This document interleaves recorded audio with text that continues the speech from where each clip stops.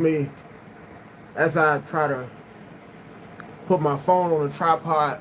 But in today's video, I wanted to ask the question, was Martin Luther King, on behalf of the MLK holiday being only a few days away, this coming Monday to be exact, I have a dream speech in vain?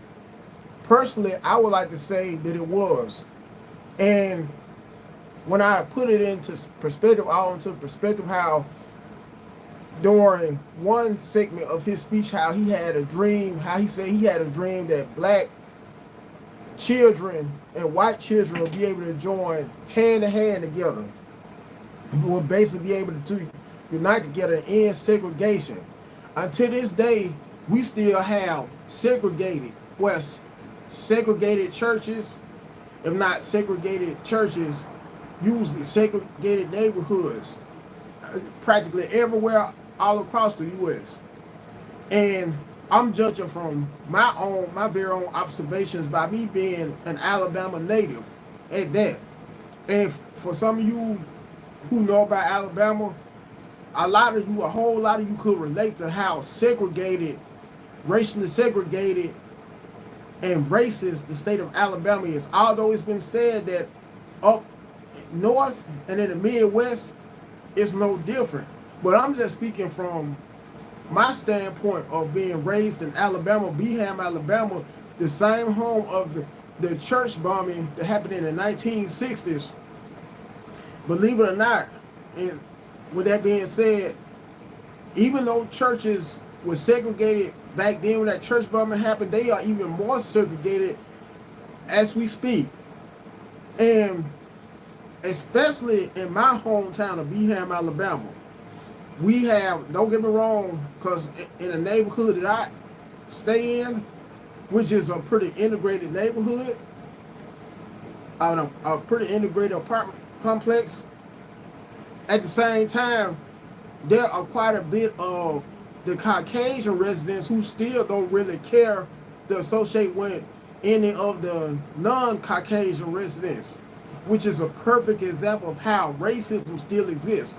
Until this day, prove me, am I right or wrong? If Martin Luther King's speech wasn't in vain, why would you have so many of them, if you catch my drift, migrating anytime us may move into the neighborhoods that's usually populated with a lot of them, the other people, I would just put it that way, instead of being too direct, and due to how, based upon YouTube's algorithm, it's certain things you can't say for proof that you may, or for fear of getting shadow banned. Anyways, if Martin Luther King Jr.'s speech wasn't so much in vain, then why would you have so many of the other people moving out of neighborhoods as soon as we may move to neighborhoods that's mainly populated with them? Tell me why, if Martin Luther King Jr.'s speech wasn't in vain. For all of you who may think that we have come a long way since he gave that speech. I believe it happened during August of 1963. Don't quote me on that, though. Anyways, don't get me wrong, because and like it's been said, the things that change are the things that remain the same. Don't get me wrong, the technology has came a whole long way since then. But as far as racism and segregation, don't get me wrong, us as black people, we're able to go to any restaurant we may want to go to any gas station, any kinds of concerts or whatnot, what we would like to go to. But tell me this, for a lot of you black people that may have grown around the other people, your whole lives, how many times have you went to establishments or events maybe populated with them, and you being one of the only black people at the event, and as soon as you were to enter into the building, you could feel the energy of not being wanted, how you will feel usually, for the most part, ignored. That's another example of how we really haven't came that far since MLK's I Have a Dream speech. And I can give you another example. Okay, around a week or so ago, I was at the drive-thru of a restaurant in my neighborhood, and I was there to get breakfast to pick up breakfast from. So as I was driving past the dining area of the restaurant or lobby of the restaurant, I happened to catch a glimpse of a bunch of guys sitting together, elderly guys at that. How about every last one of them, literally every last one of them happened to be the other people? And once again, if you see where I'm coming from, which is a perfect example of how, once again, not only does racism exist and segregation exists, because you are free to befriend whoever you want to, although the other people, for some strange reason, have some kind of mentality, some crazy mentality where they don't want to make friends with other groups of people. They don't want to even be in the same neighborhoods with other groups of people. And for them who may work with minorities, they either work with or around minorities, they don't want to, for the most part, deal with people of other races, other ethnicities, unless they're giving those people orders. I have seen it with my own eyes, because there are some of the other people on my job who had that kind of mentality, act like they can't talk to you unless they're giving you orders.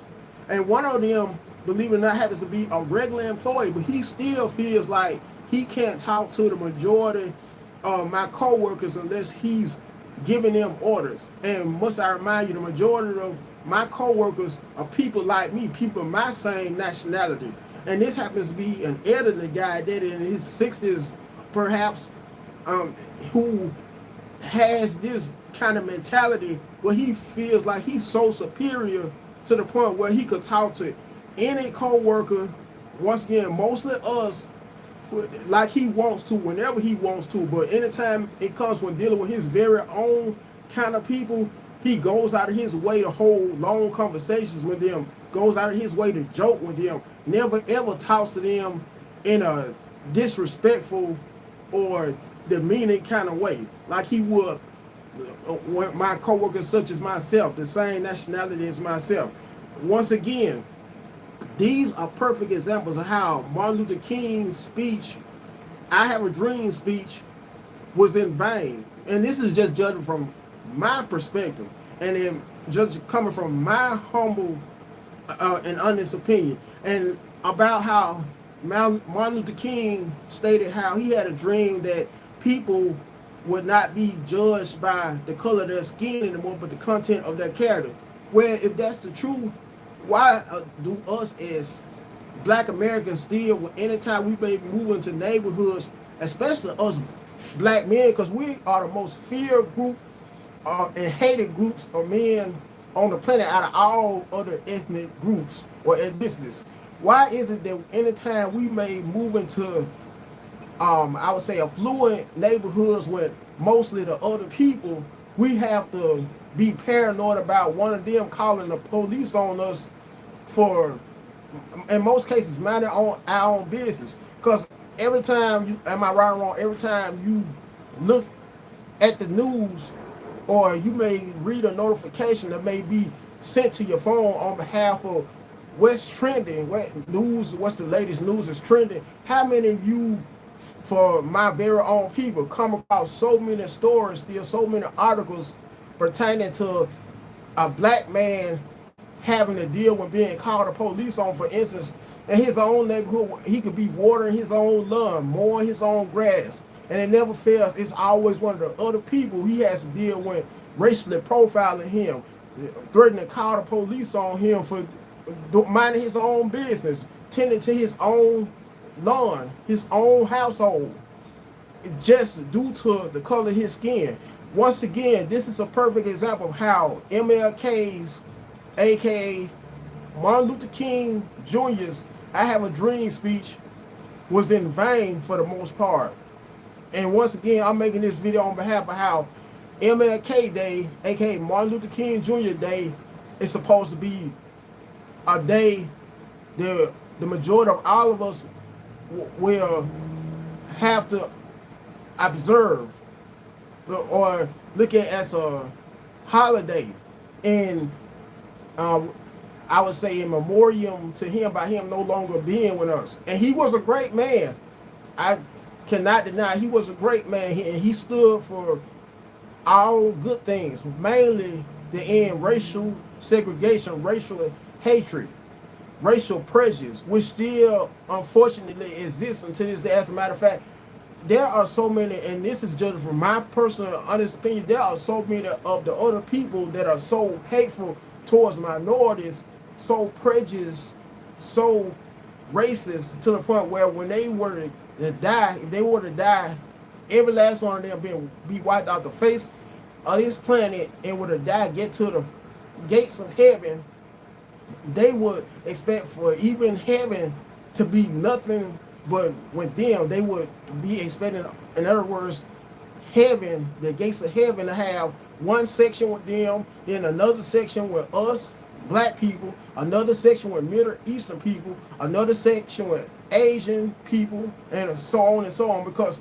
so many of them have been indoctrinated, so many of the other people, I like to call them, with that mentality that they are so much more superior to any other group of people on this planet, to the point where they feel like they could get away with doing us any kind of harm, doing other ethnicities, other racial groups any amount of harm without having to face any consequences for doing so, or if so, they will face minor consequences for doing so.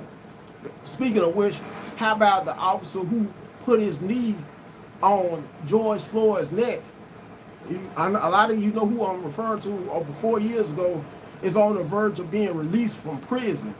And even when he did get sentenced to prison, what did he get? 12 years. 12 years is not long for a person to get sentenced at all. Even when it comes, and that goes to show you, even when it comes to the American justice system, we are at an unfair advantage, especially when you take into consideration what is that crime bill, that 94 crime bill that was signed back during the 90s and had went into effect due to one of our former presidents. A lot of you black women were so in love with that same former president, who became famous amongst so many of us black Americans for playing the saxophone, for smoking weed. I'm referring to him, if you catch my drift. It appeared on the Arsenio Hall show, even at One Wild as well. And it's just sad, so sad on so many levels, of how Martin Luther King Jr.'s I Have a Dream speech, although he meant well, was just in vain for the most part. You could take my word for it. I mean, you could agree with me or you could disagree with me. If you may like to agree with me on where I'm coming from, feel free to comment right down below in the comment section. If you disagree with me, feel free to comment right down below in the comment section. Because once again, this just goes to show you how, in a sense, we have came a long way since he gave that speech and died shortly afterwards. But at the same time, we haven't came a long way due to how the other people are so against us and want to remain segregated against us, to the point where they look at that as something being the normalized, even being racist and having hatred towards other groups of people. They look at it as a thing that's normal according to their society. And some feel like I look at it from this perspective. Some feel like if they weren't racist or hateful towards other ethnicities, then other people there within that same racial demographic wouldn't want to accept them, would start judging them, what may, for instance, start calling them an N-word lover. I could go on and on. Anyways, because I already have said a mouthful. Once again, feel free to leave comments by commenting in the comment section. Make sure you like the video, you share it, last but not least, subscribe to the channel. And until next time, I'm out.